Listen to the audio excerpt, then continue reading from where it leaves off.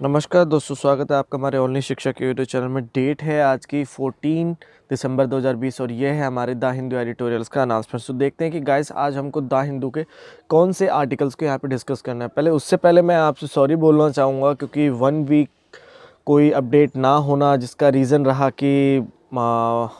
मैं इन्फेक्टेड था कोविड से, जिसके कारण मैं हॉस्पिटलाइज था, जिस कारण मैं कोई वीडियो अपलोडेड नहीं कर पाया। और गाइस प्लीज़ सेफ़ रहें, सारे के सारे प्रोटेक्शन यूज़ करें जिससे कि आप इस कोविड से बचे रहें। प्लीज़ ध्यान रखें अपना। तो आइए स्टार्ट करते हैं हमारा जो यहाँ पे जो आर्टिकल है। इस आर्टिकल का नाम है हैज़र्डस आइडियाज़ फॉर द हिमालयाज़। इस आर्टिकल कंटेस्ट है कि आज इंडिया व चाइना दोनों ही द्वारा एक ही जगह पर, जहाँ पर दोनों कंट्रीज़ के बॉर्डर्स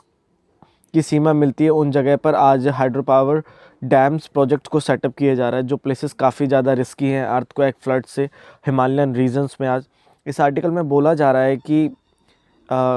एक कम्युनिस्ट यूथ लीग की सेंट्रल कमेटी की वेबसाइट पर इससे संबंधित एक आर्टिकल को पब्लिश किया गया था, जिसमें चाइना द्वारा नए हाइड्रो पावर प्रोजेक्ट को सेटअप करने की बात बोली गई थी। जो चाइना के हाइड्रो पावर प्रोजेक्ट के 14th 5 ईयर प्लान होगा 2021 से लेकर 2025 तक का, यारलुंग ज़ैम्बो रिवर पर तिब्बत के मांझो कंट्रीज़ में।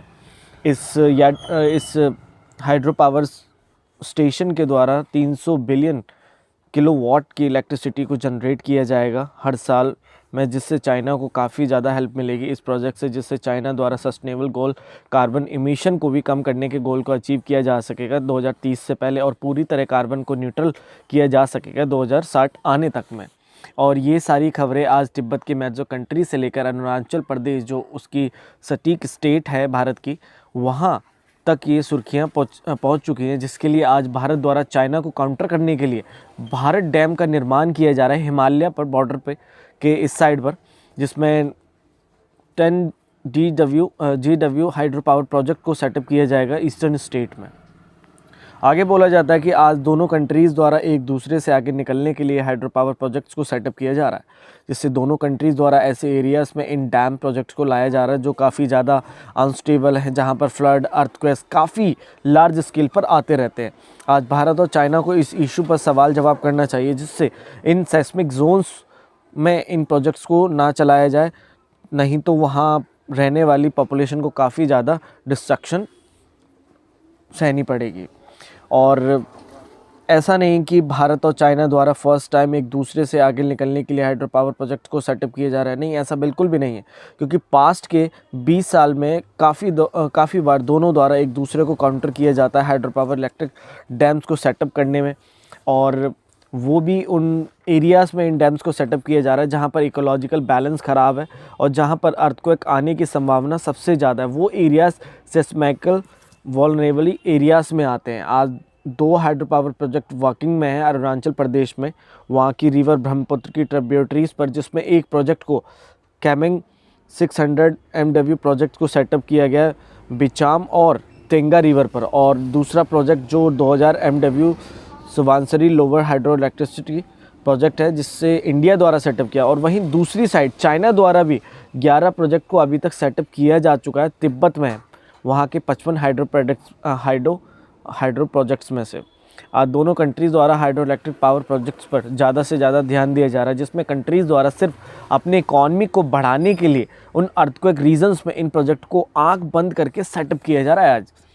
वो एरियाज़, वो हिमालयन रीजन एरिया जहाँ पर अर्थक्वेक आने के सबसे ज़्यादा चांसेस बने रहते हैं, क्योंकि वो एरियाज़ हाई सेस्मिक जोन्स में रखे गए हैं। उन एरियाज़ में पहले से ही हाई पॉपुलेशन का होना, जो हिमालयन माउंटेन के आसपास जो रीजन्स में आते हैं, जहाँ पर लैंड स्लाइड्स काफ़ी ज़्यादा होती है, वहाँ की बर्फीली लेक्स में फ्लड आना अचानक से, जो काफ़ी कॉमन है उन एरियाज़ में, जहाँ पर हर साल तबाही होती है नेचुरली, जहाँ पर हिमालयन रीजन्स में 20वीं सदी में 15% तक सबसे ज़्यादा अर्थक्वेक आए, और जिनकी अर्थक्वेक की मेज़रमेंट की गई तो 8 मैग्नीट्यूड से भी ज़्यादा उनकी फ्रिक्वेंसी मिली। जहाँ इतनी ज़्यादा पहले से प्रॉब्लम, वहाँ पर प्रोजेक्ट्स को सेटअप किया जा रहा है। और नॉर्थन हिमालयन रीजन में सबसे ज़्यादा अर्थक्वेक को रिकॉर्ड किया जाता है, जिनकी मैग्नीट्यूड 7 से भी ज़्यादा रही है अभी तक पास्ट के 100 ईयर्स के सेस्मिक रिकॉर्ड्स में से। आगे बोला जाता है कि ऐसा ही एक पास्ट में अर्थक्वेक आया था 1950 में मैकमाउन लाइन के साउथ में। उस अर्थक्वेक का मैग्नीट्यूड 8.6 था, जो इस कॉन्टिनेंटल का सबसे बड़ा अर्थक्वेक था, जिससे तिब्बत और आसाम दोनों कंट्रीज़ के एरियाज़ में डिस्ट्रक्शन हुई थी। उस अर्थक्वेक में 1000 से भी ज़्यादा लोगों की मौत हुई थी, जिसमें काफ़ी ज़्यादा लैंडस्लाइड हुई, जहाँ पर कई जगह पर ज़मीन पर दरार आई और वहाँ उन जगहों पर गैप्स को रिकॉर्ड किया गया था, जिससे काफ़ी ज़्यादा पानी मड की भारी भरकम फ्लड आई हिमालयन रीजन्स में और असम वैली में, जिससे वहाँ की रिवर्स में वाटर का बहाव काफ़ी ज़्यादा बना और जो डैम्स थे उनका टूटना स्टार्ट हो गया और वहाँ पर हर एक जगह पर फ्लड देखी गई थी। अर्थक्वेक के आने से उसके आसपास के सभी एरियाज़ पर एक असर पड़ता है, जिसमें इंडिया के साथ साथ तिब्बत, ईस्ट पाकिस्तान, म्यांमार में भी अर्थक्वेक के रिकॉर्ड्स को प्राप्त किया जाता है और उसके झटके वहाँ पे भी मिलते हैं। तो पास्ट के इस इंसिडेंट से समझा जा सकता है कि कितनी ज़्यादा डिस्ट्रक्शन है नॉर्थन हिमालयन रीजन में पहले से ही, और अगर अभी दोनों कंट्रीज़ द्वारा मिलकर हाइड्रो प्रोजेक्ट्स को लगाया जाता है तो शायद से ये आपदा फिर से आ सकती है, जिससे इंडिया की इकॉनमी को और ज़्यादा लॉस होगा, जिससे सोशो गैप भी आएगा भारत में। आगे कहा जाता है कि पास्ट में और भी आपदा आए उन हिमालयन एरियाज़ में, जैसे कि 2015 में गोरखा अर्थक्वेक आया, जिसका मैग्नीट्यूड 7.8 रहा सेंटर नेपाल में, जिसमें उस भूकंप के कारण हाइड्रो पावर सेक्टर्स पूरी तरह से वहाँ के नष्ट हो गए थे, जिसमें नेपाल के हाइड्रो पावर प्रोजेक्ट्स 20% तक बर्बाद हो गए थे और जिन प्रोजेक्ट्स की कैपेसिटी 30% तक थी, 270 MW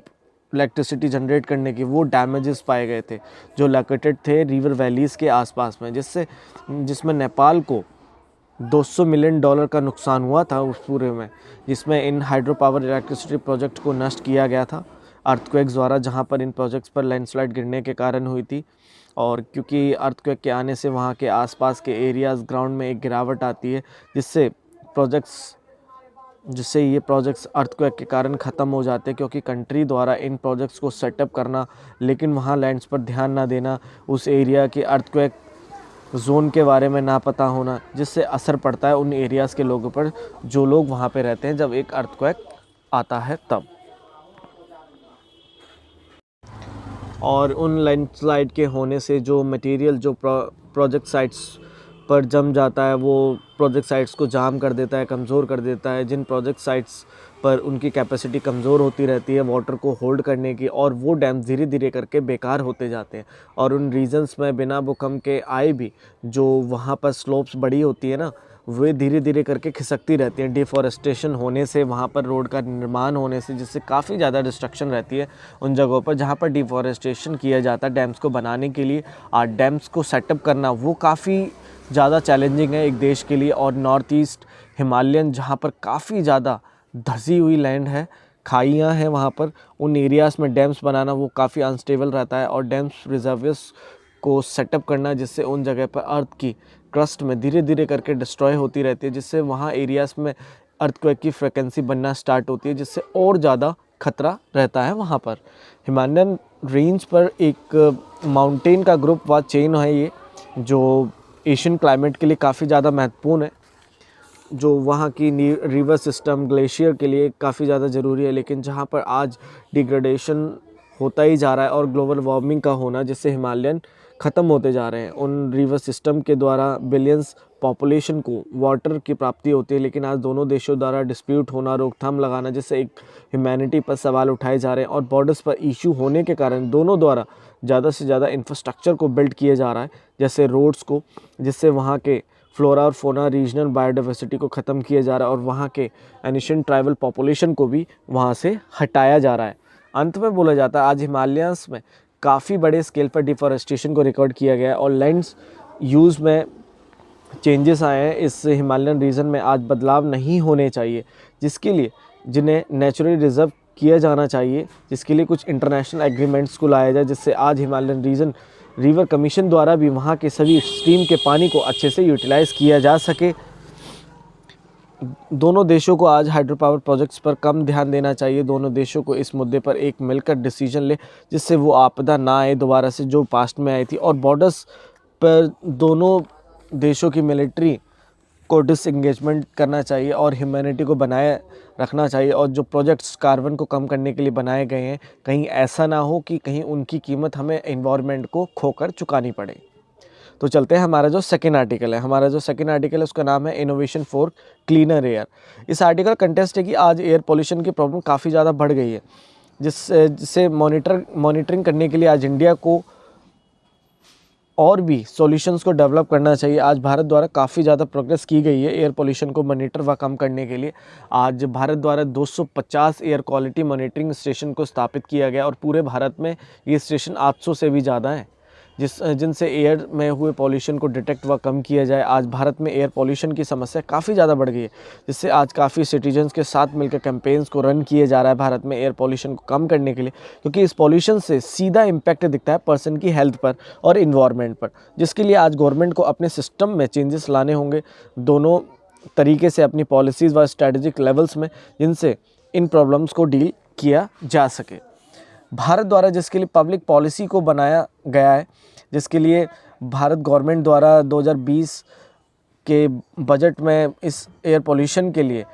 कुछ पॉलिसीज़ को रन करने के लिए मनी को एलोकेटेड किया गया था, जिसे स्टार्टिंग 2018 के बजट से किया गया था, जिसमें ज़्यादा से ज़्यादा सिटीज़ की एयर को क्लीन किया जाए और जिसके लिए एयर क्वालिटी मैनेजमेंट को इस्टेब्लिश किया गया, जिससे पॉल्यूटर्स के अगेंस्ट में एक्शन लिया जा सके प्रोविजंस लॉ के अनुसार। एनसीआर में और आसपास के एरियाज़ में और इंडिया द्वारा जो पॉल्यूशन व्हीकल से एमिशन होता था, उसके मॉडल में चेंजेस किए गए, इलेक्ट्रिक व्हीकल्स लाकर और ज़्यादा से ज़्यादा ई मोबिलिटी को बनाया जा रहा है, जिससे कम पॉल्यूशन हो भारत में।